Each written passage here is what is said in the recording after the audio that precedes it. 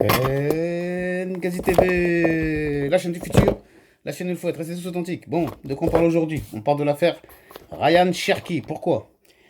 Vous n'êtes pas sans savoir, il y a une polémique qui vient d'éclater. Là, après le match contre la Suède remporté 3-0.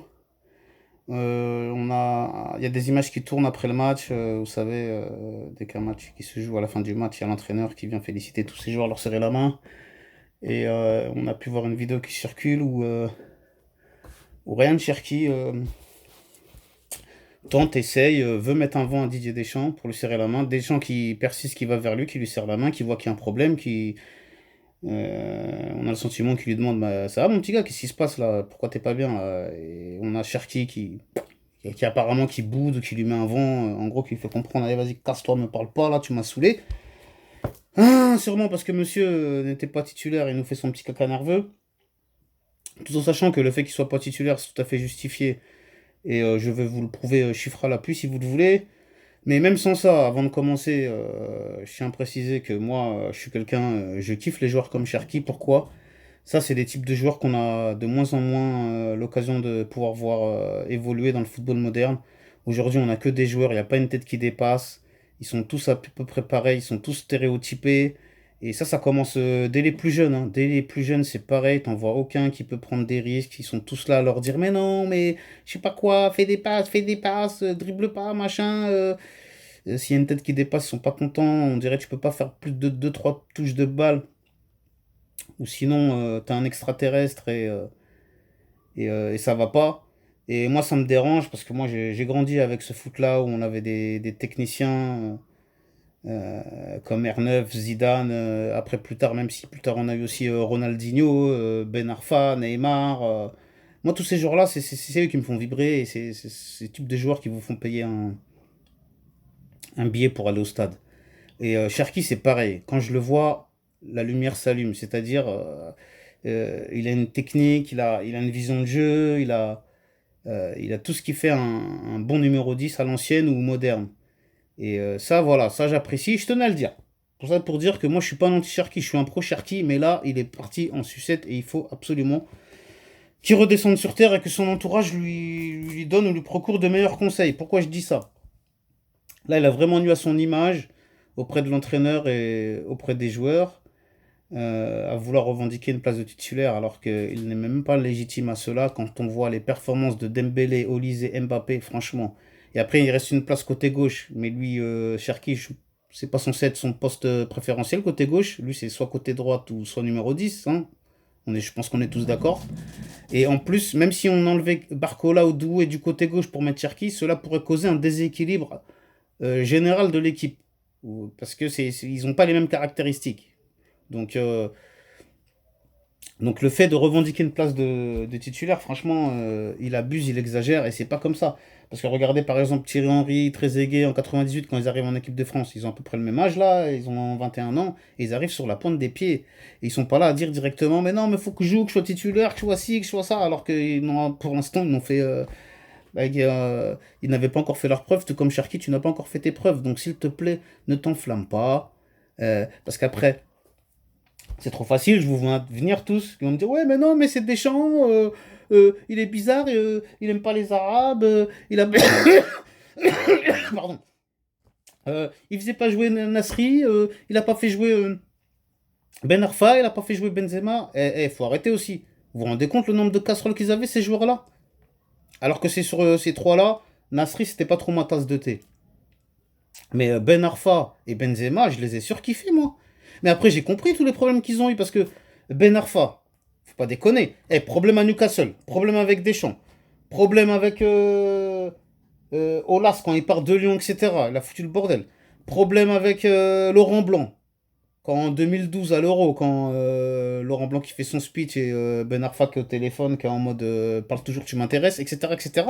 Donc après c'est normal que ça porte préjudice ça dans la carrière d'un joueur, surtout dans une carrière internationale. Pareil pour Nasri. Nasri, il a fait le fou avec comment ça s'appelle? Il a fait le fou avec Guardiola. Et il a fait le fou avec qui encore? Il a fait le fou avec Deschamps. Il a fait le fou. Et tu veux quoi après? À chaque fois, il donne des vidéos, des anecdotes, Nasri, c'est pour dire des embrouilles avec des joueurs, des entraîneurs, des machins. Bon, ok, je sais tout le monde a des embrouilles, tout ça, mais après ça nuit à ça nuit à vos performances, ça nuit à votre carrière, ça nuit à votre réputation, ça nuit à tout. Benzema, c'est pareil, avec l'affaire Valbuena. Qu'est-ce que tu voulais faire? Alors que Benzema, à l'époque de Benzema, c'est un joueur majeur de Didier Deschamps dès qu'il a repris la sélection en 2012 après Laurent Blanc.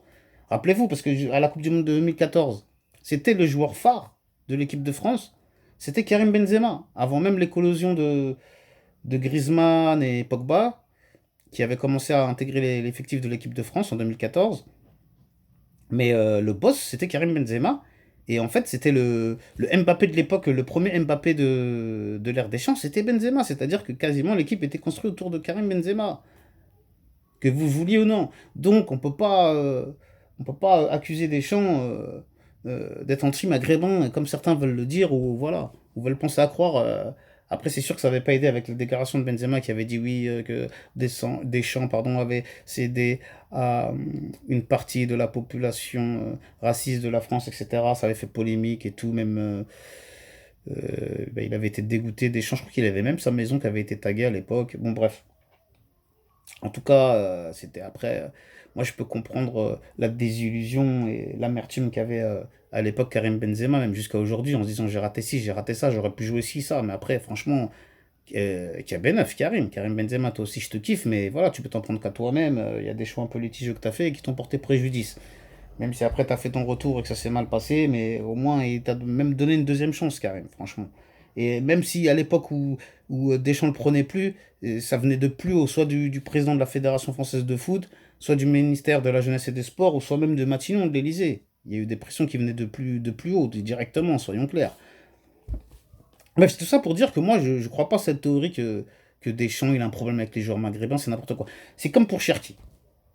L'année dernière, moi, quand je parlais avec des maghrébins, ils me disent ouais, mais il est anti-maghrébin. Et je dis d'accord, ok, tu me dis ça. Je dis maintenant, au jour d'aujourd'hui, quel joueur maghrébin qui devrait être sélectionné, qui n'est pas sélectionné? Déjà, les mecs, ils bégayaient. Ah, je sais pas. On me sortait, il n'y a que deux joueurs qu'on était capable de me citer. C'était Akliouche et Cherki. Je dis ok. Mais je dis, Akliouche, il est où? Il est à Monaco. Monaco, est-ce que c'est un grand club européen actuellement? Non, soyons sérieux. L'année dernière, il était dans quel club Cherki? Il était à Lyon. Lyon qui ne jouait même pas la Ligue des Champions. Et on sait, Deschamps, il aime bien, lui, les joueurs type Ligue des Champions. Comme Chouameni, comme Mbappé, comme Upamecano, comme Saliba, comme Dembélé, comme Doué, comme Barcola. Bon, bref, tous ces mecs-là, ça lui parle à Deschamps. Il aime bien ça, les gens qui sont performants, qui performent en Ligue des Champions toute la saison. Et c'était loin d'être le cas de Cherki. Donc, ok, cette année, Cherki, il a évolué dans sa carrière. Il est enfin parti dans un club européen. Il est passé à City. Il a commencé un petit peu à briller un peu là-bas, entre guillemets. Donc du coup, ça a remonté sa cote, du coup, il a été sélectionné en équipe de France et tout ça. Donc les choses suivent leur cours normalement. C'est ça que je veux dire par là. Et, euh, et du coup, là maintenant, qui joue à City, il y en a qui s'enflamment. Mais maintenant, il est à City, il est ici, il est ça, il a fait ça. Là. Oui, ok, il est à City. Mais en Ligue des Champions, il n'a pas fait grand-chose. C'est-à-dire, il n'est pas encore en train d'éclore complètement, comme l'a fait par exemple Michael Olise avec le Bayern, où la planète entière du foot a parlé de lui. Tellement il avait des performances époustouflantes. D'ailleurs, on va parler chiffres, hein, parce que c'est bien beau de parler, de dire l'autre il est mieux, l'autre il est ci, l'autre il est ça. Moi, je vais vous parler chiffres à l'appui, pardon, chiffres à l'appui, pour vous dire qu'est-ce qui tient la route ou pas, et qu'est-ce qui est vrai ou qu'est-ce qui est faux. Pourquoi je vous dis ça? Tout simplement parce que lui, Cherki, il a envie de jouer, mais comme je disais, à droite avec Dembélé, il peut pas. En 10 avec Olysée, il peut pas. En attaque, déjà, il n'est pas attaquant, donc Mbappé, il est intouchable. Et déjà, là, les trois que je viens de parler, c'est trois ballons d'horisables. Et ensuite, on a le quatrième, comme je disais tout à l'heure, Doué ou Barcola. Et eux, tu peux pas les bouger, ça risque de déséquilibrer l'équipe. Donc, tu es obligé de taper du bon, Ryan. Arrête tes conneries, voyons. En plus, si je prends les chiffres des uns et des autres, là, on va parler chiffres maintenant. Et s'il vous plaît, l'entourage de Cherki, si vous voyez cette vidéo-là, je vous conseillerais de lui procurer de meilleurs conseils et de lui dire d'aller s'excuser auprès de Didier Deschamps parce que il en va de la suite de sa carrière en équipe de France. Hein, parce que peut-être que lui, Cherki se dit ouais, mais moi je m'en fous, de toute façon, Deschamps va partir, c'est pour ça, vas-y, allez, dégage, je m'en fous, machin. Tu sais, tu commences à manquer de respect. Et tu crois que Zidane, s'il vient, tu lui fais pareil. Tu crois que Zidane, il va passer l'éponge. Tu crois qu'il va te dire. Mais Zidane, il va t'écarter direct ou il va te faire la misère si tu fais ça avec Zidane, Ryan. Donc, fais pas le fou. Et Zidane, il est pas fou. Hein. Il va pas venir. Bon, bah, Ryan, t'es algérien comme moi, pas de problème. Viens jouer, mon frère, même si il y a un ballon d'or, il y a l'autre, il y a le meilleur buteur de la Ligue des Champions, il y a je sais pas qui, il y a Olysée, il y a machin, mais vas-y, viens, tu vas jouer. Mais non, c'est pas comme ça, Ryan. Ressaisis-toi, s'il te plaît. Maintenant, on va parler chiffres, c'est très important. Parce que moi, c'est ce qui m'intéresse là. On va parler chiffres et on va parler stats. Mais on va pas parler dans les règles, pourcentage de passes, de je sais pas quoi. On va parler juste des buts et des passes décisives. Parce que ça, c'est ce qui nous intéresse sur tous ces attaquants-là. Donc déjà, Cherki, en club, cette saison, t'as mis combien de buts, combien de passes? T'as 26 goals assists, 11 buts, 15 passes. Jusque-là. C'est correct, ça reste une saison correcte. Maintenant, on va voir les autres, la concurrence à qui tu veux prendre la place. Là.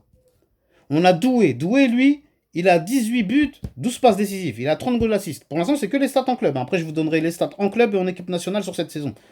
On a Barcola, il a 22 buts, 18 passes décisives. C'est-à-dire il a 40. 40 goals assists. Donc, tu vois la marge un peu qui te sépare, Sharky. Attends, c'est pas fini. Et c'est pas des joueurs qui jouent n'importe où, hein, Barcola Doué. C'est des joueurs qui jouent au PSG.